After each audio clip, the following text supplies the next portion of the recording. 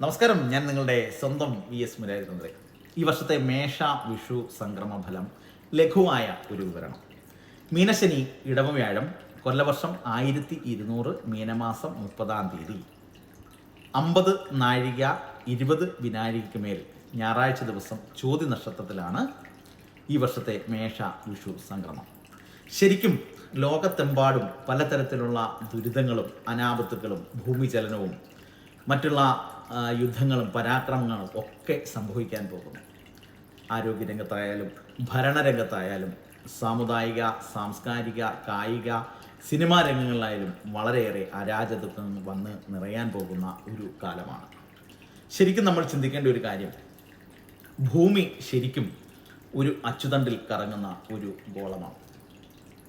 ഈ ഗോളത്തിൻ്റെ മുകളിൽ നിലനിൽക്കുന്ന നമ്മൾ ഓരോ വ്യക്തികളും ഭക്തിയും ശുദ്ധിയും വൃത്തിയും ഒക്കെ മറന്ന്, വ്യക്തിബന്ധങ്ങൾ മറന്ന്, കുടുംബ ഐക്യതകളൊക്കെ മറന്ന് പരസ്പരം വിദ്വേഷികളായി മാറി കലഹവും അപവാദവും കത്തിക്കുത്തും പരസ്പരം ഉണ്ടാകുന്ന സ്പർദ്ധകളും മാത്രമായി മാറിയപ്പോൾ ഈ ലോകം തന്നെ നമ്മൾക്ക് ചില ശിക്ഷകൾ തരാൻ തുടങ്ങി. അതൊക്കെ ഈ പറയുന്ന ഈ മേഷ വിഷു സംക്രമം മുതൽ അടുത്ത മേഷ സംക്രമം വരെ വളരെയേറെ ദുരിതത്തെയാണ് എടുത്തു കാണിക്കുന്നത്. ശരിക്കും പ്രാർത്ഥനാഭംഗവും നമ്മുടെ കുടുംബത്തിലുള്ള അനൈക്യതയും ഒക്കെ ഇതിന് ബാധകമാണ്. രാജ്യങ്ങൾ രാജ്യത്തോടും ജനത്തോടും ഒക്കെ തമ്മിൽ തല്ലുകയും പരസ്പരം വിദ്വേഷ പരാമർശങ്ങൾ നടത്തുകയും ചെയ്യുന്ന ഒരു കാലമായി മാറിയപ്പോൾ പ്രകൃതി തന്നെ നമ്മൾക്ക് ചില ദുരന്തങ്ങൾ സമ്മാനിക്കാൻ തുടങ്ങി. അതിൻ്റെ പരിണിത ഫലമാണ് നമ്മളിപ്പോൾ കണ്ടുകൊണ്ടിരിക്കുന്ന ഓരോ വസ്തുതകളും. ഇനിയെങ്കിലും നമ്മൾ ഒന്ന് അറിഞ്ഞ് ചിന്തിച്ച് ജീവിക്കാൻ പഠിക്കുക. പ്രാർത്ഥനാപൂർവം അവനവൻ്റെ മതവിശ്വാസം അനുസരിച്ച് നമ്മൾ ഓരോരുത്തരും മുമ്പോട്ട് പോകാൻ ശ്രമിച്ചാൽ വളരെയേറെ ദോഷഫലങ്ങളുടെ കാഠിന്യത നമ്മൾക്ക് കുറയ്ക്കാൻ സാധിക്കും. ഇവിടെ ഭരണരംഗത്തായാലും മറ്റ് രംഗങ്ങളിലായാലും വരാൻ പോകുന്ന ദുരിതങ്ങൾ ഭയങ്കരമാണ്. ശരിക്കും അധികാരത്തിൻ്റെ പ്രധാന പൗരത്വത്തിലിരിക്കുന്ന ചില വ്യക്തികളുടെ മരണം, അതോടെ രാഷ്ട്രീയ സാംസ്കാരിക ഭരണതലങ്ങളിൽ വരുന്ന ചില ന്യൂനതകൾ ഒക്കെ വന്നു ഭവിക്കാൻ പോകുന്നു. നമ്മൾ ചിന്തിക്കുക, അറിഞ്ഞ് ജീവിക്കാൻ പഠിക്കുക. നമ്മൾക്ക് ഓരോ കൂറുകാരുടെയും ഫലം ഒന്ന് ലഘുവായിട്ട് നോക്കാം. മേടക്കൂറ് അശ്വതി ഭരണി കാർത്തിക. വളരെയേറെ കാര്യങ്ങൾക്ക് നേട്ടവും അഭിവൃദ്ധിയും കാര്യസിദ്ധിയും ഒക്കെ നടക്കുന്ന സമയമാണ്. ഐശ്വര്യങ്ങൾ വന്നു ചേരുന്ന ഒരു സമയമാണ് ഈ മേഷ വിഷു സംക്രമകാലം. മംഗല്യ തടസ്സം, മാനസികമായ ചില ബുദ്ധിമുട്ടുകളൊക്കെ വന്ന് നിറഞ്ഞു നിന്നിരുന്നത് വളരെ ലഘുവായ രീതിയിലുള്ള പരിഹാരങ്ങൾ ചെയ്തു മാറ്റിയാൽ ഇപ്പം അത് പൂർണ്ണമായി നടക്കുന്ന ഒരവസ്ഥയിലേക്ക് ചെന്നെത്തും. സുബ്രഹ്മണ്യ ഭജനം നടത്തുന്നത് ഏറ്റവും ഉത്തമമാണ്. അടുത്ത ഇടവക്കൂറ് കാർത്തിക രോഹിണി മകയിരം.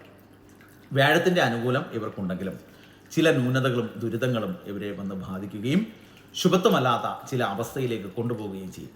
അന്യോന്യ വൈര്യം, മാനസികമായ സ്പർദ്ധകളൊക്കെ വളർന്ന് മനസ്സിൻ്റെ താളത്തെ പോലും തെറ്റിക്കുന്ന ഒരവസ്ഥയിലേക്ക് കൊണ്ടെത്തിക്കും.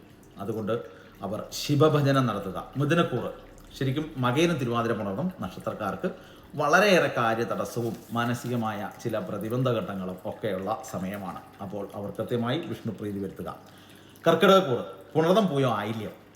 ശരിക്കും പുണർദം പൂയം ആയില്യം നക്ഷത്രക്കാർക്ക് വ്യാഴത്തിൻ്റെ അനുകൂലാവസ്ഥ ഉണ്ട് എങ്കിലും ചില ദുഷ്കൃത വ്യാധികൾ അവരിലേക്ക് വരാനും മാനസികമായ നിലയെ തകരാറിലാക്കാനും വിദ്യാതടസ്സത്തിനും കാരണമായി മാറുന്നു. അതുകൊണ്ട് നവഗ്രഹ പൂജ, ദേവീക്ഷേത്ര ദർശനം ഇവ ഇത്രയും നടത്തുക. അടുത്ത ചിങ്ങക്കൂറ് മകം പൂരം ഉത്രം. കാര്യസാധ്യം, ഉദ്ദിഷ്ട കാര്യലബ്ധി, മനോഗുണം, പലതരത്തിലുള്ള തടസ്സങ്ങൾ മാറുന്ന ഒരു അവസ്ഥ. എങ്കിലും ചില ബുദ്ധിമുട്ടുകൾ അവരെ വിട്ടുമാറത്തില്ല. കേസുകൾ, വ്യവഹാരങ്ങൾ, മറ്റു ദുരിതാദികളൊക്കെ വന്നു ഭവിക്കും. അവർ ശാസ്താവിനെ പ്രീതിപ്പെടുത്തുക, നീരാഞ്ജനം നടത്തുക. കന്നിക്കൂറ് ഉത്തരം അത്തം ചിത്തിര. സാമ്പത്തിക നേട്ടം, വിദ്യാവിജയം, രോഗമുക്തി ഒക്കെ ഉണ്ടാവും. പക്ഷേ ഇതിലൊക്കെ ഉപരി ചില ദുരിതങ്ങളും ദുഷ്ടുകളും വന്ന് അവരുടെ മുകളിലേക്ക് നിറയാനുള്ള സാധ്യതയുണ്ട്. ആഭിചാരമായ ദോഷങ്ങൾ, ശത്രുദോഷം ഇവയൊക്കെ വരാൻ സാധ്യതയുള്ള സമയമാണ്. നവഗ്രഹ പൂജ നടത്തുക. അടുത്ത തുലാക്കൂറ് ചിത്തിര ചോതി വിശാഖം. സാമ്പത്തിക ക്ലേശം, മനോദുരിതം, ദാമ്പത്യ കലഹം ഇവയൊക്കെ വരാനുള്ള സാഹചര്യം ഏറെയാണ്. അതുകൊണ്ട് വിഷ്ണുപ്രീതി വരുത്തുക, നവഗ്രഹ പൂജ വരുത്തുക. വൃശ്ചികക്കൂറ് വിശാഖം അനിഴം തൃക്കേട്ട. ഈ നക്ഷത്രക്കാർക്ക് വിദ്യാവിജയവും പല വിധത്തിലുള്ള ഗുണഗണങ്ങളും ഉണ്ടാവും. എങ്കിലും അവർ സുഹൃത്തുക്കളുമായി സഹകരിക്കുമ്പോൾ, സുഹൃത്തുക്കളുമായി സംസാരത്തിൽ ഏർപ്പെടുമ്പോൾ, വാഗ്വാദങ്ങൾ ഉണ്ടാകുമ്പോൾ ഒക്കെ ശ്രദ്ധിക്കുക. ഇല്ലാത്ത പക്ഷം ഒരു കത്തിക്കുത്തും അതോടൊപ്പം ഒരു കൊലപാതകം അല്ലെങ്കിൽ അങ്ങനെ വരുന്നതായ ചില സംഗതികൾ നടക്കും എന്ന് തന്നെ വേണം പറയാൻ. അവർക്ക് വിദേശയാത്രയ്ക്ക് അനുകൂലമുള്ള സമയമാണ്. ശരിക്കും വളരെയേറെ ചിന്തിച്ച് അറിഞ്ഞ് മുമ്പോട്ട് പോയില്ലെങ്കിൽ വളരെയേറെ ദോഷങ്ങൾ അവരെ ബാധിക്കും. കുടുംബത്ത് അഷ്ടൈശ്വര്യവും വളരെ ഗുണങ്ങളും ഒക്കെ വന്നു ചേരേണ്ട സമയമാണ്. പക്ഷേ പല തടസ്സങ്ങളും ഉണ്ട്, അത് വരാതിരിക്കും. അതുകൊണ്ട് കുടുംബക്ഷേത്രവും അവനവൻ്റെ മതാചാര വിധി പ്രകാരമുള്ള ചടങ്ങുകളും കൃത്യമായി ചെയ്യുക. ധനുരാശി മൂലം, പൂരാട, ഉത്തിരാടം നക്ഷത്രക്കാർക്ക് വിദ്യാ തടസ്സം, വിദ്യാപതിയുടെ മറവ് ഇതിനകത്ത് ഏറെ പ്രധാനമാണ്. അതായത് വിദ്യാപതിയുടെ മറവ് വരുമ്പോൾ വിദ്യാ തടസ്സവും മറ്റ് ഇതര കാര്യങ്ങൾക്ക് പരീക്ഷയിൽ ഉണ്ടാകുന്ന നേട്ടങ്ങളും ജോലി സംബന്ധമായ ചില കാര്യങ്ങൾക്കൊക്കെ തടസ്സം വരും, അനുഭവങ്ങളുണ്ടാവും. അതുകൊണ്ട് സരസ്വതി ദേവി പ്രീതി വരുത്തുകയോ ലക്ഷ്മി ദേവിയെ പ്രാർത്ഥിക്കുകയോ ചെയ്യുക. അടുത്തത് മകരക്കൂറ്, ഉത്രാടം, തിരുവോണം, അവിട്ടം.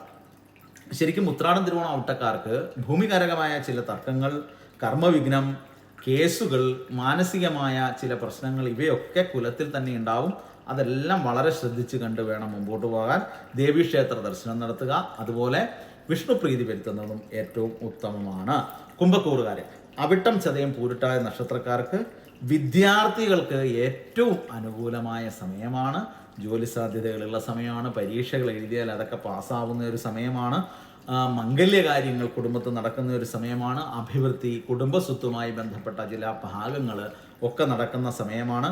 അപ്പോൾ മംഗളാദി കാര്യങ്ങൾക്ക് മറ്റുള്ളതിനും എല്ലാം വേണ്ടിയിട്ട് ശരിക്കും വിഷ്ണുപ്രീതിയും ശിവങ്കൽ പോയി പിൻവിളക്കം നടത്തുന്നത് ഏറ്റവും ഉത്തമമാണ്.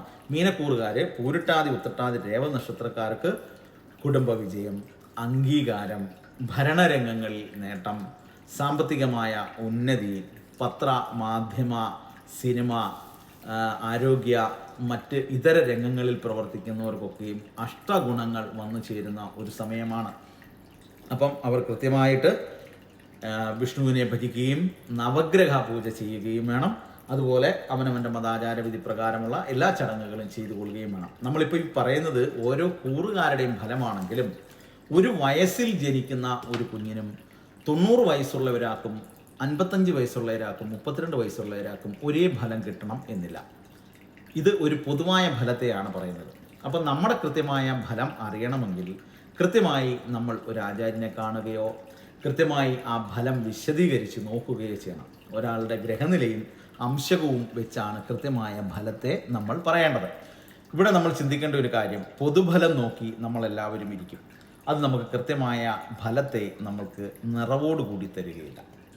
കാര്യം വിഷുഫലം എന്ന് നമ്മൾ എല്ലാവരും നോക്കുമ്പോൾ പൊതുവായ ഒരു ഫലത്തെയാണ് വിഷുഫലത്തിന് എല്ലാവരും പറയുന്നത്. ഇപ്പം ഞാൻ തന്നെ ആയാലും ഓരോ നക്ഷത്രത്തിൻ്റെ ഗുണഗണങ്ങൾ എടുത്തുകൊണ്ട് ഒരു പൊതുവായ ഫലത്തെയാണ് പറയുന്നത്.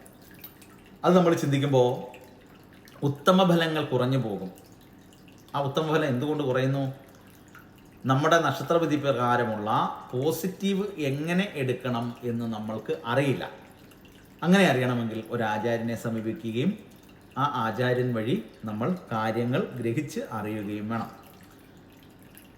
അപ്പം എല്ലാവരും ചിന്തിക്കേണ്ട ഒരു കാര്യം, നിങ്ങളുടെ date of birth, birth time, birth place ഇതെല്ലാം വെച്ചിട്ട് ഒരു ഗ്രഹനില അംശകം ഉണ്ടാക്കി ഈ ഗ്രഹനിലയും അംശകവും വെച്ച് കൃത്യമായി ഒരു ഫലത്തെ ഘടിപ്പിച്ച് വേണം ഈ പ്രശ്ന ചിന്ത നടത്താൻ. അല്ലാത്ത പക്ഷം നിങ്ങൾക്കതിന് വേണ്ടുന്ന പോസിറ്റീവുകൾ ലഭിക്കത്തില്ല. ഇപ്പോൾ ഒരാളുടെ നമ്മൾ ജാതകം എടുക്കുമ്പോൾ ഇങ്ങനെയാണ് എടുക്കാൻ, ഒരു ഗ്രഹനിലയും അതിൻ്റെ അംശകസ്ഥിതിയും അതിൽ വേണം. ഈ ഗ്രഹനിലയും അംശകസ്ഥിതിയും ഉണ്ടെങ്കിൽ ഇത് രണ്ടും വെച്ചിട്ട് കൃത്യമായിട്ട് ഫലത്തെ ഘടിപ്പിച്ച് ഒരു ആചാര്യന് പറയാൻ കഴിയും. ഇത് രണ്ടുമില്ലാതെ നമ്മൾ എന്തെങ്കിലും ഊഹാപോഹം പറഞ്ഞാൽ കൃത്യമായ ഫലത്തിലേക്ക് കൊണ്ട് എത്തിക്കാൻ നമ്മൾക്ക് കഴിയില്ല. അപ്പം വിഷുഫലം വരുന്നത് ഈ ഗ്രഹഗോളങ്ങളുടെ സ്ഥാനചലനം അനുസരിച്ച് രാശിയിൽ വരുന്ന വ്യതിയാനം നോക്കിയിട്ടാണ് എല്ലാവരും വിഷുഫലത്തെ പറയുന്നത്. അപ്പോൾ ഈ വിഷുഫലം വെച്ച് നമ്മൾ നോക്കേണ്ടത്, ലോകത്ത് ആകമാനം വളരെയേറെ ദുഷ്കൃതങ്ങളും ദുർഘടഘട്ടങ്ങളും വന്ന് ഭവിക്കാൻ പോകുന്നു. മാധ്യമരംഗത്തായാലും പൊതുപ്രവർത്തന രംഗത്തായാലും സിനിമാ രംഗത്തായാലും പ്രധാനികൾക്കൊക്കെ നാശം വരുന്ന ഒരു സമയമാണ് മരണം. അതുപോലെ വരുന്ന രോഗ അർദ്ധ്യാധാനങ്ങൾ ഒക്കെ വന്നു നിറയുന്ന ഒരു സമയമാണ്. ലോകമെമ്പാടും വളരെയേറെ ദുരിതങ്ങളും ദുഃഖങ്ങളും ഒക്കെ വന്നു നിറയാൻ പോകുന്ന ഒരു സമയമാണ് ഈ ഒരു വർഷക്കാലം.